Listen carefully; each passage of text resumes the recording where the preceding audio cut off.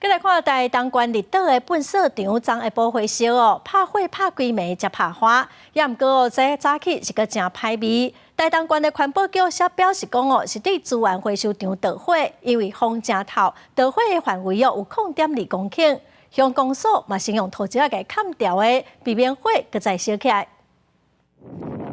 12尾仔嘛，绿岛乡粪扫堆地场突然导火烧起来，因为导火点伫资源回收堆地场，火势真歹控制。到暗时因为风大，烧起来面积扩大。台东县消防局绿岛分队透明灌救13日时啊，总算控制火势。今天早上，已经没有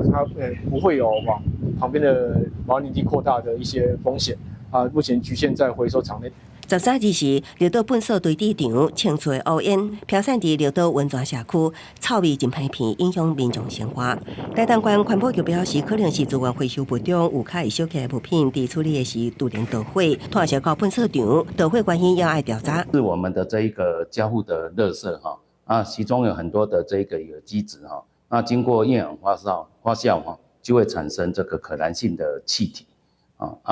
如果这个条件适当的话